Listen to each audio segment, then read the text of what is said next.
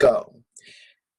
Hello, and welcome to this week's episode of Trek Prime. Now, I had an idea that is going to be kind of complicated, that when I have my next turn, I'm going to do it because it involves placing pictures in here, and there's a way to do it. I just have to figure it out.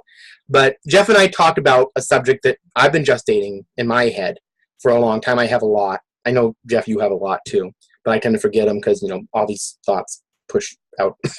So the idea was, we were talking a few weeks ago about the Third World War in the Star Trek universe. And Jeff, you were mentioning that a friend of yours was asking you something to the effect that, somebody you knew, if they do all this work in Star Trek, how do they have any incentive to do it? How do they get paid or something to that effect?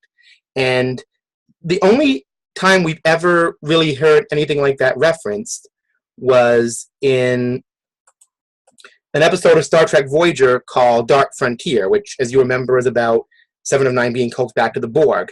And they were referring to an area of space as the Fort Knox of the Borg. And Tom Paris was trying to explain what Fort Knox was.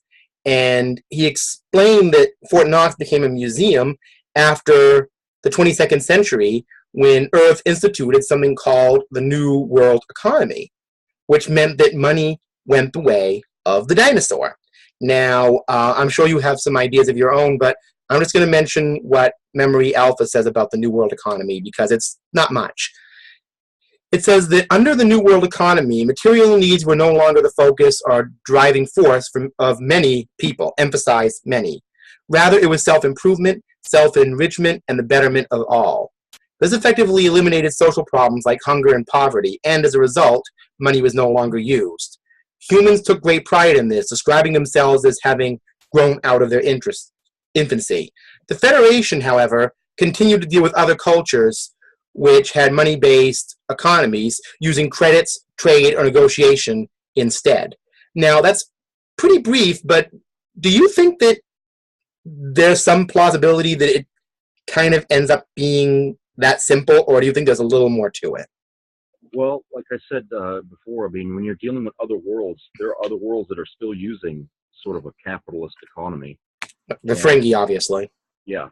And so not every planet got enlightened as Earth did in the Star Trek universe about, we don't need this, this incentive for money, because, once you take that need of money out, people can actually go to school to be what they really want, instead of worrying about, well, I can't do that because it's too expensive. Exactly. They're not living for the dollar, basically. Yeah. They're not living for currency. They can really follow their talents and their dreams, and they can be exactly what they were meant to be, because you don't have to, have money become a roadblock between them and their future. So you're going to have a more productive society, essentially, with Earth. Well, and like I said, I sort of avoided wanting to do this because, and I'm not even sure if I want to mention this now, because this could be a bit of a rabbit hole. And sometimes you can't avoid rabbit holes, but I'm sure you've heard this too. There have been a lot of people who have described the economy of Star Trek as socialist or communist. Now, just to get out of any possible controversy that might develop from, I don't imagine why today, but there might be, using those terms, I don't know the names of them, but I imagine in Roman times and in Babylon or in Greece, they had feudal despotisms based on different types of maybe even human trafficking that contemporary humans would never think of being important now, but they were the driving forces of those cultures. So just in terms of that, is socialism/communism a fairly modern concept that might not have great meaning 400 or 500 years from now, whatever? Well, I'll tell you this. If these people really think that it's going to look like socialism and communism, let them take a trip to Russia or China and go see if that's what they're thinking of when they think of that, because it's not, that isn't what it is. I think Star Trek the world of Star Trek, the economy doesn't look anything like what you're going to find in Russia. Doesn't look anything like what you're going to find in China. It has North Korea. To do with socialism or communism. It's a way of life. It's a change of life. That's what it is. It's we're putting aside our childhood and we're taking up the responsibility. Right. Evolution. Of our world. Okay. So instead of thinking on those political lines, people stopped that. They said enough of that. And politics became something different. Yeah, politics was for the benefit of the world as a whole instead of just for different countries. So that it brought down all the barriers. It brought down all the borders. It did everything like that. In terms of, I think, people using those words like socialism or communism is because they'll often use phrases like that to describe them when in actuality they're not. Yeah. It's a totally different thing. It's very planned, very centralized. And I'm just saying it in a very basic way. I don't see how Star Trek, and I actually wrote a blog about this, which, I'm not going to link in there because, again, I try to avoid controversy this early in the game with, especially with YouTube. There's a lot of people who make comments and things get, you have troll factories, and I don't want to deal with that. But the fact of the matter is, just looking at it objectively, and the word you've been using with me quite a lot lately, in a non-draconian way. Yeah. Because I don't like extreme in this situation. There's a word that somebody I was talking to or looking at online used to describe the Star Trek economy very, very well. And the term was post-scarcity, which I thought was an interesting term. And here's a theory, it goes right with you. I mean, if you have a society where humans have evolved beyond the need to be concerned about possessions or things like that. We had a Third World War. All the governments were destroyed. I mean, you hear about this all the time now. If a lot of the governments in the world were destroyed, why would they necessarily want to rebuild things as they were? When Rome fell, did everybody want to instantly rebuild the Roman Empire? No, it didn't come back the way it was. No, you had Byzantinian and all that stuff, but it was a different kind of world. It gradually evolved. So if all the governments that in World War III, in Star Trek, they had depended on those kind of economies, if they had collapsed, I mean, no more Wall Street, no more Fort Knox, none of that. If none of that mattered anymore, if everything had broken down, maybe they just went through an evolutionary process. And like I said, they invented technologies that obviously fixed up the Earth. They probably had help from some of the Vulcans and some of the alien races they encountered in the years ahead. Yeah. Maybe they developed a society where that kind of trade wasn't needed anymore.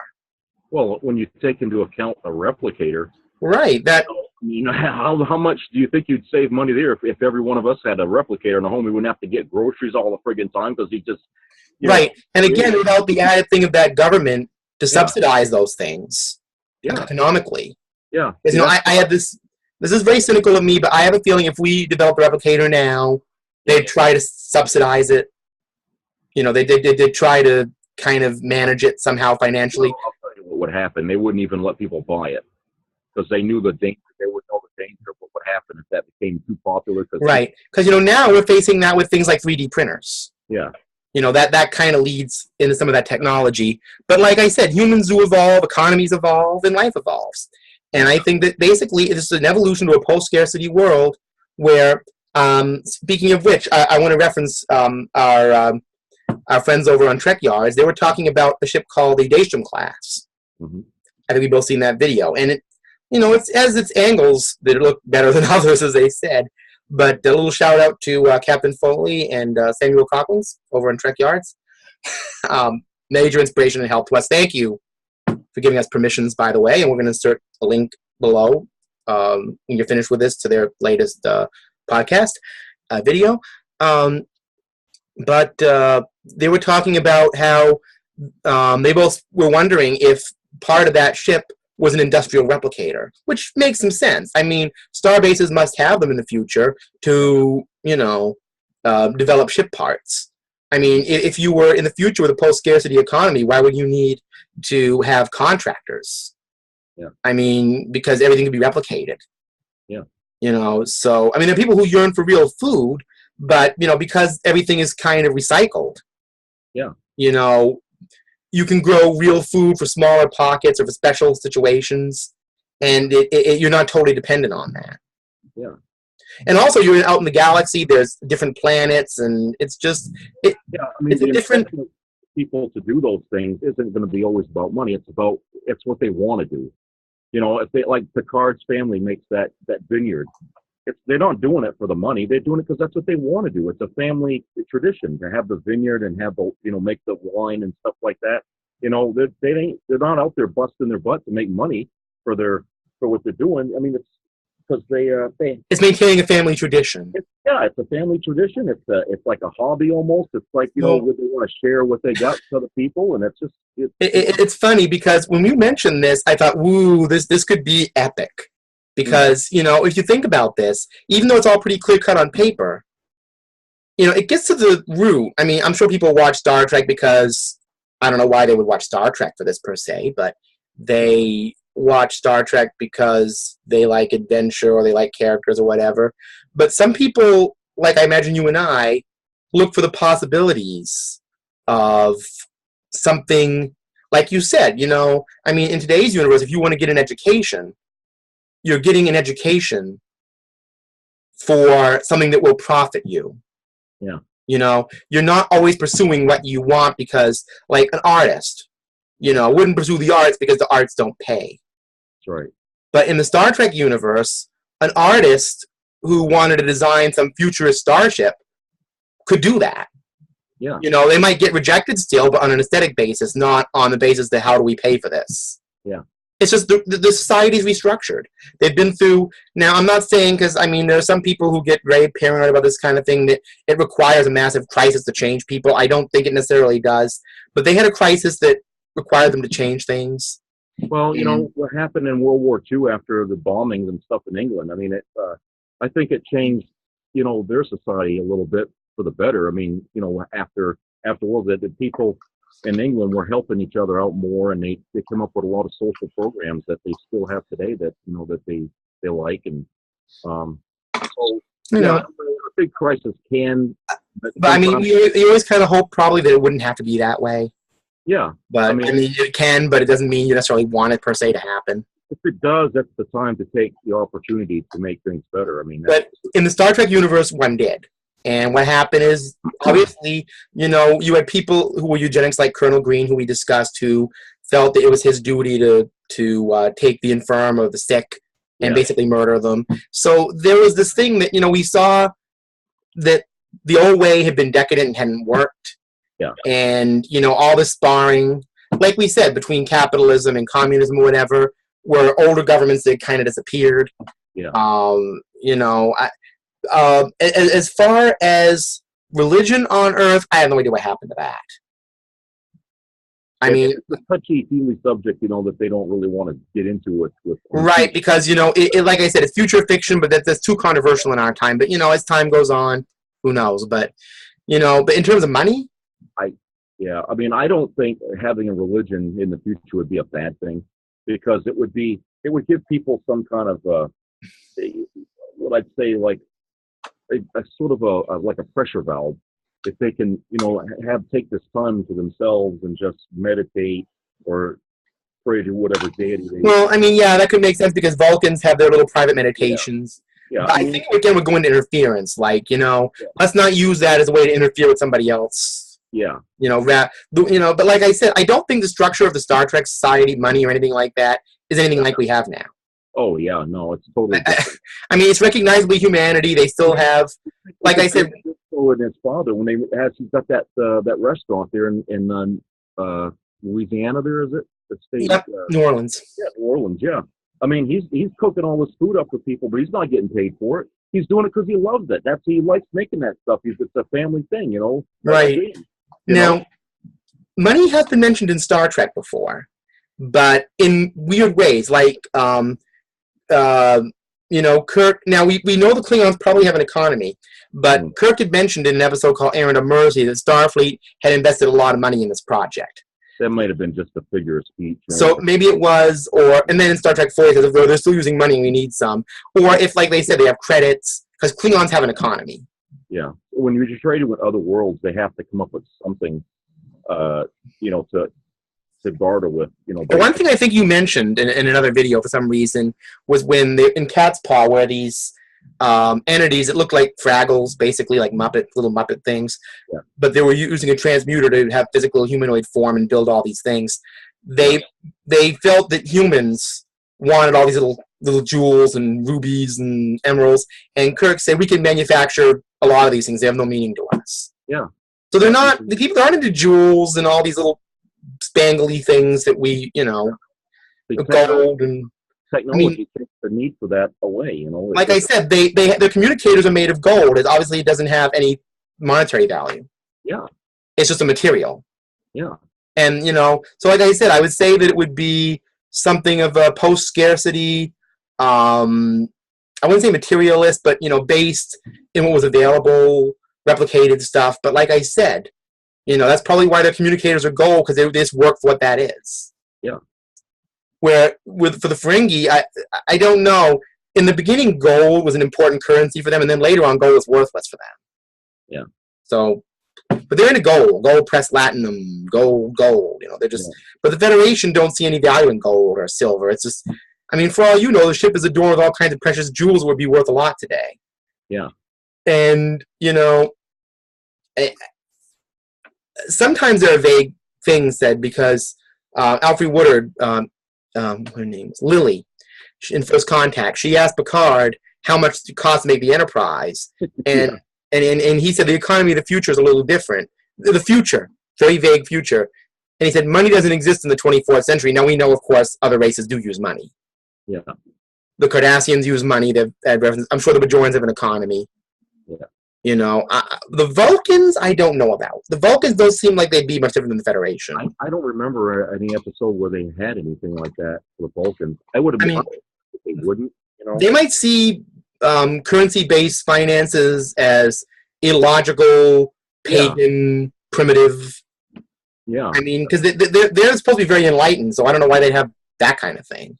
Yeah. I never heard Vulcan currency mentioned. They seem to be a very different kind of society too. So, yeah, I think Vulcans are their own kind of thing. But like I said, on Earth, I really think it all amounts down to a post-scarcity situation where there's no longer any need, and humanity have just lost interest in what did Q call it? Dividing the resources of their little world. Yeah. I mean, Q's looking at it as an ant colony because he's Q, but. A friend of mine was saying, yeah, humans are an ant colony. He's just having fun with insects. Yeah. It's like if we could become like an ant, like have an ant avatar, they'll be like Q. Yeah. he's an entity that's beyond even our frame of sight. Even Troy said that she can't consider him a life form by her definition. Yeah. But he's like, oh, these are fun insects I can deal with, but they have some wisdom, But it's his position. Yeah. But I think, if you think about it, he's looking at it like, oh, there's little ants fighting over a piece of dirt or something. Yeah. Because, so when you think about it in that context, maybe humanity, and here's the way I look at it, because, now we invent a lot of this stuff. Again, probably to make money, but in the future, in Star Trek, they really have encountered extraterrestrial life. Yeah. So, every time you notice in human history, if we move in our understanding to see the Earth in a different way or see something outside ourselves, there's an evolutionary process. When, was it Jim Lovell, the astronaut, who took that Earthrise picture? Was it Jim Lovell? I think so, yeah. One of the Apollos. Yeah. After that, the end result became environmentalism and Earth Day. Yeah. Ecology. The idea that Earth isn't the center of the universe, it's this fragile little planet out there. Yeah. So you can imagine that when the Vulcans came down, that probably was a major sea change in the way humans thought of each other. Yeah. Like, oh, so we're not the only things out there, and it's not attackers going to come and take our stuff and take us off to their salt mines. There are these logical new aliens who have a different society. We can learn from them, and who knows? Maybe the Vulcan way of life helped along with Earth's, progression. I don't know. Yeah. I mean, if you go by Enterprise rules, it's a different thing. But because Vulcans are very different in that show, but we're not talking about Vulcans here. Maybe that was part of it. But like I said, they don't really explore that in any of the prequels. We just want to see starships and planets. But, maybe in some show they should kind of go into it in a little more in depth about how humanity gets. Because it would be good for us now. Yeah. Because, let's face it, right now we're going through another one of our sea changes. Yeah. People are looking at things differently. There's more of a vast frame of knowledge you can't really get rid of that easy. So, it's like warp drive. Riker said before the warp drive came along, or the warp coil, whatever, humans were confined to one sector of space. Yeah. So the less you limit yourself and the less of a limited scope you have, the more things you might demand. And, they figure that if you're limited in your outlook and you have less outlook and less outreach, you won't demand so much. Now, in the Star Trek world, there's enormous outreach. There's communication systems that are much broader. There's all these planets. So all the things that we think about, ambition, avarice, it wouldn't really be as possible, would it? No. There's too much going on to be that self-centered. Now, you have little pockets, like Terra Prime. People, I want to say this. You got capitalists today, they always say money's the root of all evil. Well, if you get rid of the friggin' money, how much evil do you think that's going to eliminate on Earth just by itself? Well, right. I mean, there's steps you take. I mean, yeah. I mean, people don't understand when you talk about this. They can't picture it. But they're always saying money's the root of all evil. Right. There's that draconian thing again, where if you just eliminate the symptom, it'll eliminate the problem. Yeah. And like I said, it's just like I said. I think a more accurate thing would be I think the root is in our thinking. Yeah. Like you said, that person, and I'm sure other people. I'm not going to mention names. I'm sure other people feel the same way. That how would there be incentive to work? Yeah. To build these startups, you didn't have some kind of currency unless they're communist. Yeah. So right then and there, your thinking is very, very confined and limited. Yeah, because to what you've heard. Yeah. And like I said, that's in our time. I mean, even though we live in a post, Roman society, if you brought a Roman emperor to our time, he'd probably understand a little about our economy. Yeah. Like, how do you do this all without slaves? Yeah, because that was how they did things back then. I mean, we had slaves as recently as 200 years ago, but the Roman Empire was fueled by massive levels of slavery. Yeah. A child slavery, you name it. So it would be hard for that Roman emperor to understand how we operate. Yeah. Because his mind is used to a certain way of doing things. So how is it not outside the realm of possibility that our universe might look like ancient Rome to the Star Trek universe? Yeah. Like an old society that just hasn't evolved to a certain point yet. Yeah. So it's really, I guess, not that big a deal at the end of the day, is it? It is just, it's our thinking. What makes it frustrating, as Andre, is that, when you confront these people and you try to explain to them on the most basic level of what Star Trek would be like, their future, their economy and everything, they don't seem to understand it. And I'm talking to people who don't really watch Star Trek or something, that they just pick it up here and there a little bit. And when they want to talk about that, well, if they don't earn money, how do they do things? They can't understand that. And then they come down to this thing, well, it's communism, because they think that's the way, Right. It's a very narrow terminology of what the world is like, because they will look at examples and say, well, they're talking about living without money too, but I'm telling you, it's not based on the same construct. Yeah, it's not what they think. It's a totally different thing. Like I said, whatever world you're living in now, there's scarcity you have to deal with. Yeah. And communist, whatever, dictatorship, there's always scarcity. Yeah. And in the Star Trek universe, it's so big and so vast, scarcity isn't even an issue. Yeah. It's more individual. Like if a ship, for example, when Voyager was trapped out in the Delta Quadrant, they were only equipped for one mission. They didn't have all the amenities that a starship equipped for a 5-year, 6-year mission would have. Yeah. So they had to ration things. But again, it was more like a barter system. Yeah. Like rationing. It wasn't like I'm going to start dealing out currency. It was like a post-scarcity, what you had thing. Yeah. Making use of resources rather than trying to control and subsidize them. Yeah. They could still create what they needed, but if they needed to get something, bigger or something, they could go to a world and they could barter for it, and again, they didn't need the money. I mean, like you just said, they can manufacture jewels, they can make gold, they can blow the stuff on the ship. They beamed down water to the Kazon, remember? Oh, yeah, the Kazon Ogler, yeah. Yeah, and they dropped down great big barrels of water for them, and that's just water out of thin air. They couldn't believe that.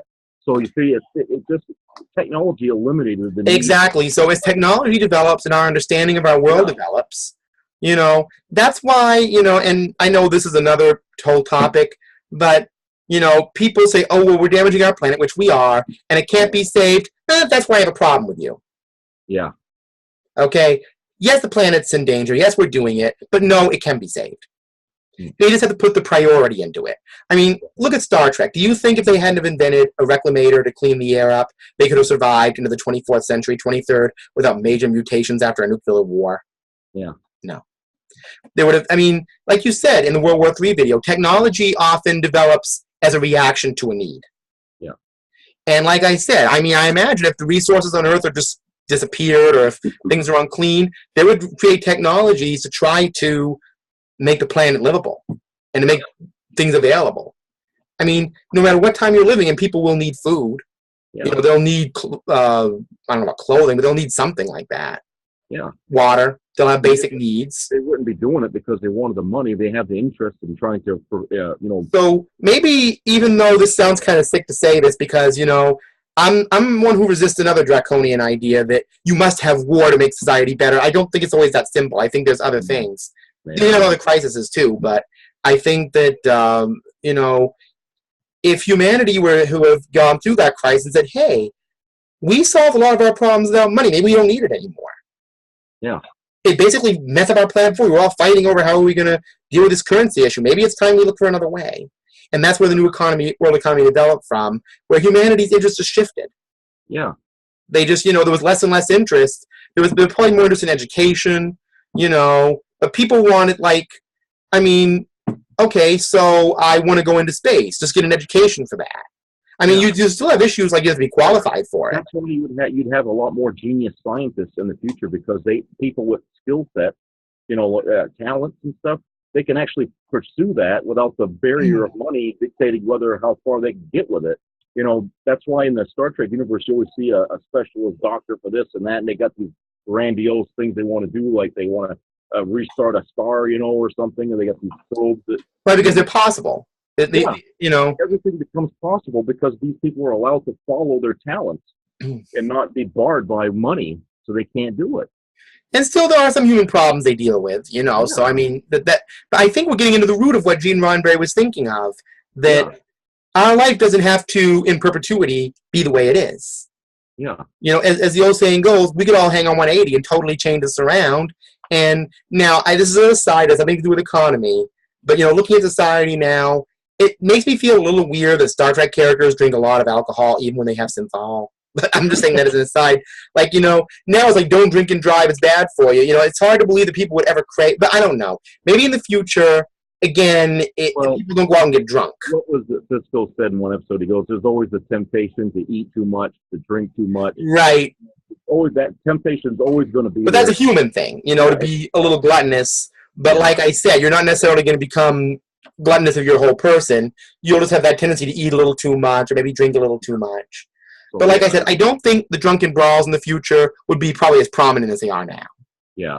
Because, like, again, a lot of drunken brawls now, if you look at them, are motivated by economic problems. Yeah. You know, you go through a lot of bad stuff, you go out drinking, it just compounds it. Yeah, crime gets worse when poverty goes up. I mean, that's... But, you know, you look in the future, and maybe a drunken brawl might happen because somebody felt cheated or there was a domestic problem. It would be more human things. Yeah. Rather than, you know, living for an economic system that was already wax, you know. Yeah. So,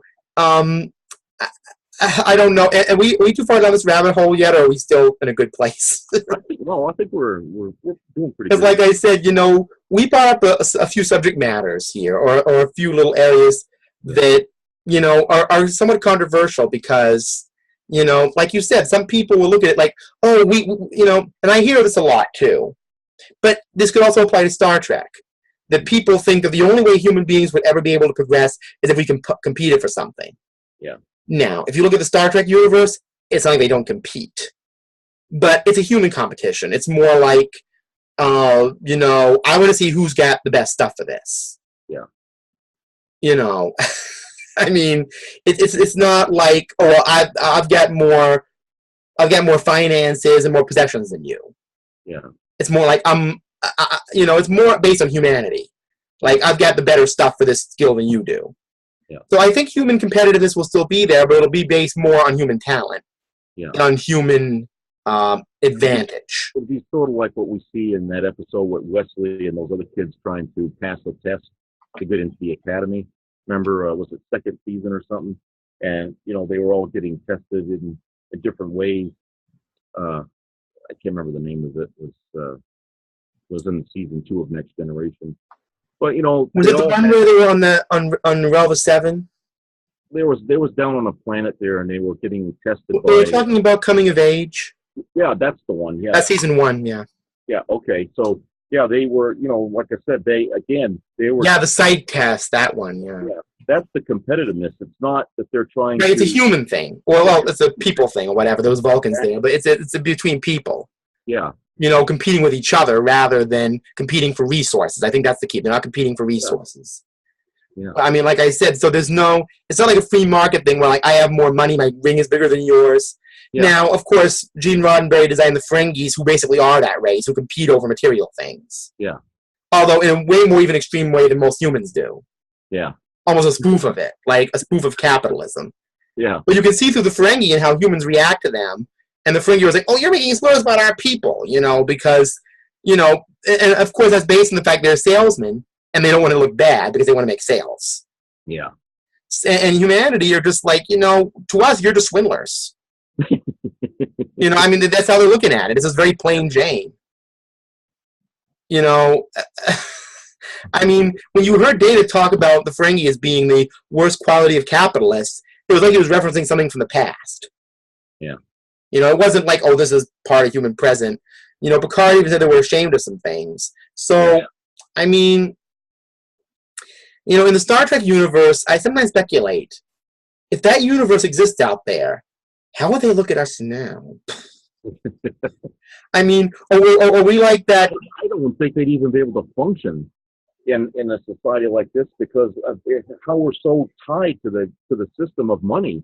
I mean, it's almost impossible for many people to even imagine not needing to carry a wallet everywhere you go because you have to buy this, you got to buy that, you got to get gas, you got to do, it's almost, it's too much of a fantasy for people to even wrap their head around. But like I said, I think when they designed Star Trek, I don't think in the beginning, I don't think Gene Roddenberry, do you think he visioned a big financial trade in that universe when he started it? Because it didn't seem like he did. No, I don't think from the very beginning there was ever any mention about some kind of So by Star Trek 4, you definitely heard Kirk say they're still using money as if they didn't use it. Yeah. So the impression I got is that, but to introduce human self-improvement in this Next Generation and then going on from there, that was a pre-revolution concept for the Reagan era 80s, wasn't it? Yeah.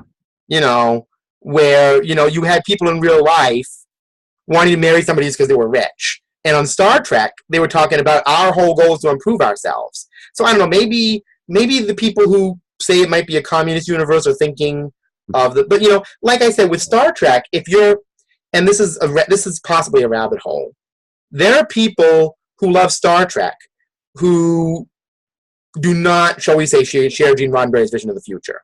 Yeah. So they repurpose the Star Trek universe for, let's just say, rather sadistic agendas. I don't want to get specifically into it, but I will say there are some people who see Star Trek, I don't know how they do this, as a very alt-right universe. But they're repurposing that for their own purposes. People have a need to label things. I don't understand that. Well, I mean, we've already labeled Star Trek tonight, so I mean, I suppose we're as guilty as anybody in a way, but the fact of the matter is that that's repurposing it for somebody's own thing, but I'm just going with what's actually in Star Trek. So, we know they don't use money, they're into self-improvement, and there's a new world economy, and money has gone the way of the dinosaur. Yeah. So, even Dr. Sung talked about why humans are so attached to the past, to Data, and he says, well, what's the point of that? People were sick, they needed money. Yeah. Looking at it almost as disgust. Yeah. Like, how could humanity ever maintain themselves with all that scarcity? So, I mean, it's just evolution, Right now, we're trapped in this little tiny world. We haven't really ventured out very much into the galaxy. Our economic system keeps us from doing it. So, we're kind of insulated still in a lot of ways in our own little world. And not thinking that, there may be a future to it. Yeah. But I think with Star Trek, the idea is that not only have we evolved into a universe where different, people from different ethnicities can see each other as human family, but Troy out and out said, as you told to Mark Twain, poverty cease to exist at some point. Yeah. And a lot of things disappeared with that. Now, if you take money out of the equation, would poverty disappear? Not instantly. But, once things were instituted, it would fade away, and a lot of things would fade away with it. Yeah. So basically it's just society moving on, that's all. I don't think it's anything much more complicated than that. Would you say that society just moved on? Yeah. It moved on from Roman slavery? I think once people started going the way it is now, in that universe is like when they got rid of the need for, or the desire for the money, I guess, and they started to see like, well, you know what, we can live without this. We don't need that as much as we thought. Then they'll say, I'm not going to go back to that anymore. I'm going to just keep doing this new thing, and everybody else is following with them. And I think that's how it would start. As people will realize and wake up that, hey, we've been living an illusion, for generations about how the value of this paper and stuff like that, and I think it would be like a big learning experience for society to, it's interesting we're saying this now. I'm just thinking, and this is where, I start to feel a little bit maybe old, I guess. I think about how this may all seem very contemporary and relevant right now, and I think it is. We have the internet, 3D printers, kind of, early signs of somewhat post-scarcity on certain issues.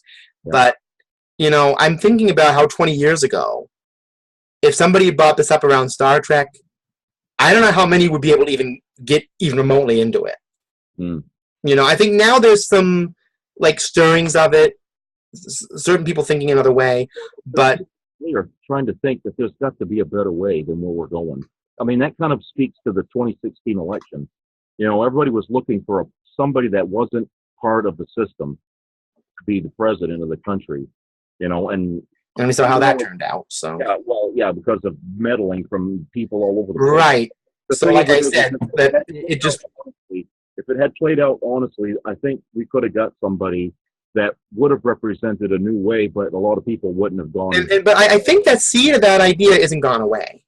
No, it hasn't. I think people want that, but they were realizing they were duped into what they didn't want, and that can happen in society, though.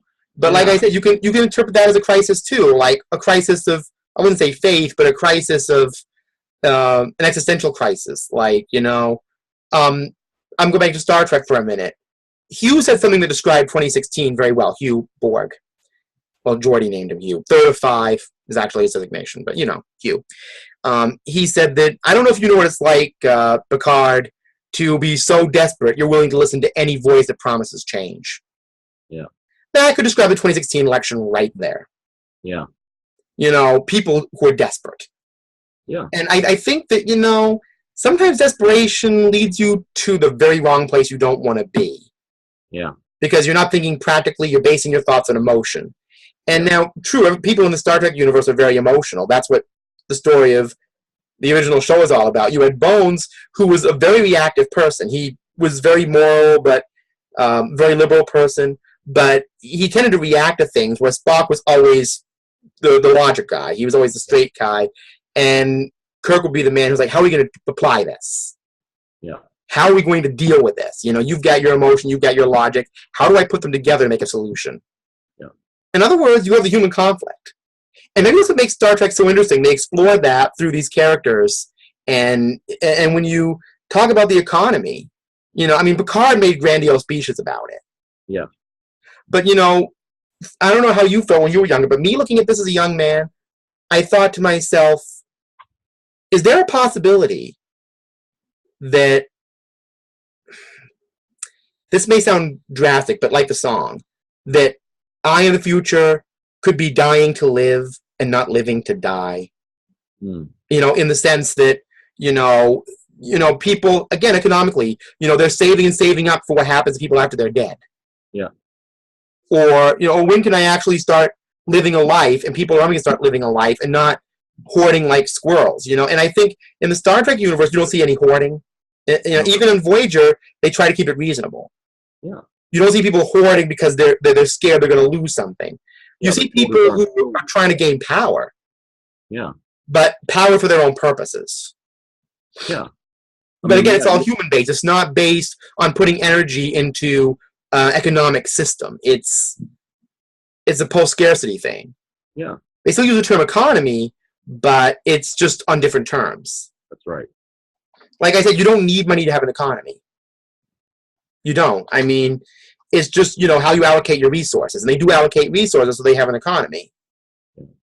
But like I said, that's why you probably don't see a lot of starships with all kinds of unnecessary stuff. When Tom Pierce was building the Delta Flyer, it could have just been a Vulcan thing, but Tuvok said, a lot of your decorations are purely, a lot of your stuff on the Delta Flyer is just purely decorative. It doesn't have much purpose.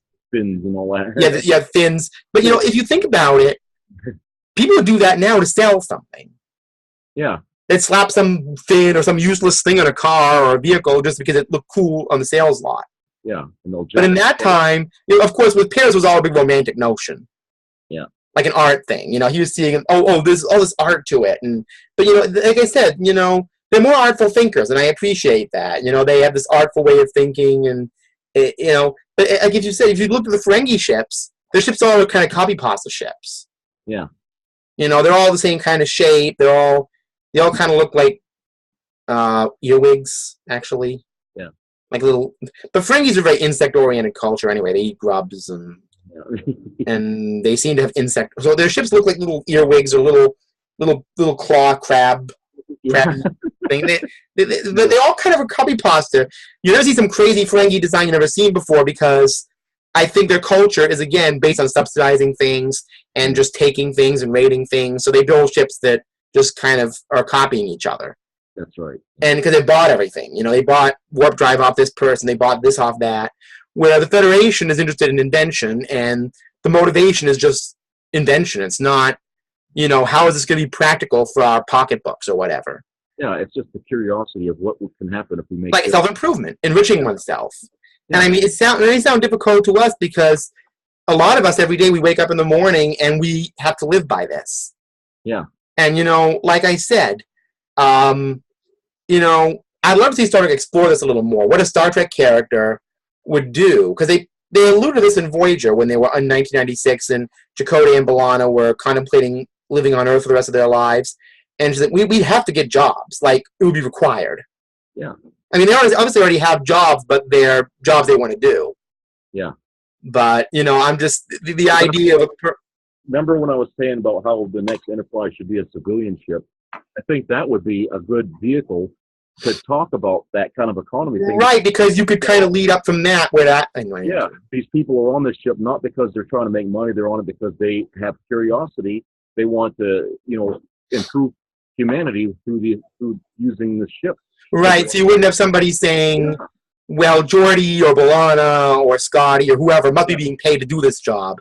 Who are going to do all this work without pay? Yeah, these people volunteer to go on the ship to go out and do things they want to do. But, I think there's a natural need in humanity somewhere to do something spectacular and something unique. Yeah.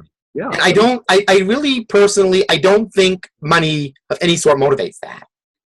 It's the need for people to be remembered. They want to leave something behind. Right, so if you eliminated money, the notion that people would suddenly be laissez-faire and not want to do anything would be silly. I mean, that's half the reason why I'm doing this right now here with these vlogs. There's something that might still be around long after I'm gone.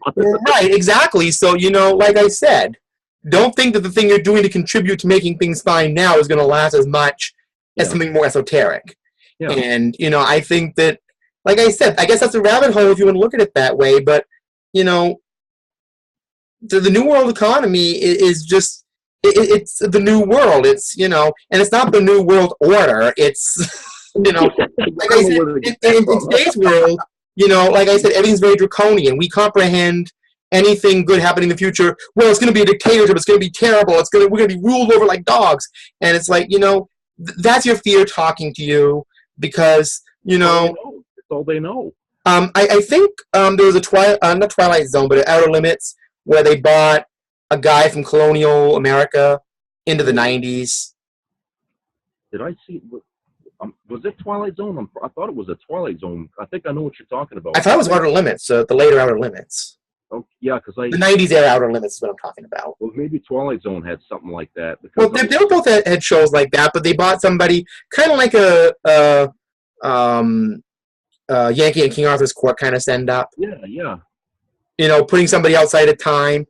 And I always have this vision, what if you were to take even a Roman centurion or somebody involved in the Roman hierarchy into this time and looking at all our progress and saying that, who did you buy to make this? Who did you sell to create this internet thing? Why are you not selling your children off into forced labor? Yeah. Because that's the economic system they understand. Yeah. They were right into it. So how do you think we look in the Star Trek picture? How do they finance things? It's the same thing. Yeah. Humanity evolved from Rome into this, and we'll evolve from this into that. I mean, it's the way people might have looked before the occupation with that caste system, remember? Well, yeah, they had, the Bajorans had a totally different system on that planet. Yeah. But it was probably something like that, where certain people were considered the slaves of the society. And, then you had the other caste people that were like the artists and the writers and stuff. And then you had the, you know what I'm saying? Right, because Kira said it was a strict system. It wasn't a loose thing. Yeah, you had to stick with it. Because, they're a very religiously based culture, so, it influences their economy. Right. Again, you could see the Bajorans, like the Ferengi, as a parody of human society. Yeah. Again, with Rome, it was the same way. They had the Roman deities, and that motivated what they thought they should do. So, you mix all these different things into it. And in the Star Trek universe, maybe religion exists, but it's probably more personal. Yeah. It's probably less about control. Because, there was an episode that, I don't think it's well liked among fans, but I get something out of it, where these people from the 1980s or 90s on a sleeper ship come to the Enterprise. One guy is just some dissipated country singer who wants to party with Data, and that was the last episode. Yeah, I like that one. He's the guy who thought that the whole idea of suspended animation was a lot of hooey. Yeah. and one of them is a housewife who's concerned about her kids, and the other guy is a man obsessed with his bank account. Yeah, his money. And he said, "You've got it all wrong, Picard. It's about power to control your life and your destiny." And Picard said, "That power is an illusion." Yeah. So I'm wondering if that's how they'd approach this. Like, this is illusory power. Yeah. Because like I said, in the end of the day, all I see is an old piece of paper with some dead leader on it. Yeah. That's why I say, if we were ever to go into that kind of a future, people would have to learn gradually that, hey, you know what? All this time we've been, killing ourselves for so many hours a week here to get this paper. We don't need it anymore because we're still alive. We're still working. We're still doing things. What the hell is the point of having all the money all the time? And like I said, and then you look at even more, you're not seeing a person like Geordi, and they've addressed this in some episodes as a drain on resources. He can be part of that family too. Yeah. The society can invent devices for him that can help him with his disadvantage and deal with things. There are some people who can't, but they still find a way to function because Earth's economy no longer sees people as a drain on finite resources. Yeah. That everybody has a way to contribute. So, it's just society becoming kinder and warming up. You still have those few people who are still scared of change and have their own ideas, but it's based on a different construct. Yeah. I think that's pretty fair about how Star Trek functions. I mean, economically, wouldn't you say? Yeah. I mean, it's just an evolutionary thing. Yeah. It'll happen, but it'll happen, probably generations down the road. Ooh. Well, we avoided the rabbit hole a lot more than I thought. We kind of, I always get concerned with these heavy topics. But I like the topic. I'm glad we talked about it. You got anything you wanted to add before we close up? Nope. Yeah, I guess we cleared that one right up. So the Star Trek economy is just evolution, and maybe if it's hard for us to understand, maybe some of us just can't see it yet. But, and call it a public service announcement. I don't have that little more thing going over my head, but I'll just say, if Jeff and I can think about it and it's hard on you, believe me, you can do it too. We're not that different. We really aren't. So I'm just saying that to any of you who might question it. It's a way of looking at things. And, maybe you might catch on to making it happen yourself. Because like I said, in the Star Trek universe, humanity came together and obviously made it happen. I don't think they just decided, well, we don't need money anymore, that's it. I think there was a process to it. Yeah. And we don't know what that, you can see it happening in society now, and I don't think it's going away. As Riker said in another episode of Season 1 of TNG, I like Angel 1, you may not be able to stop evolution, but you might reduce it to a slow crawl, but it's going to be there. Yeah. Whenever it happens, it might happen sooner than the 23rd century, but it's going to be there. It always changes. So I think that's what the Star Trek universe is. In the future, there's just changes, and there's just evolution, and humanity goes on. They still have their little human issues, and they don't need money anymore. That's all. Yeah. So that's where it comes down to. So we'll see you next week, and when my turn comes up next in a couple weeks, hopefully, wherever we're doing it, we're going to have a lot more to offer than just our two talking heads here. Because, sometimes I do feel like we're in Brady Bunch box. Like, But like I said, hey, again, if other people can do it, we can do it our own way. So we'll figure that out. But until next time, I'll have a good lead off this time. Keep improving yourself. Keep enriching yourself. Live long and prosper.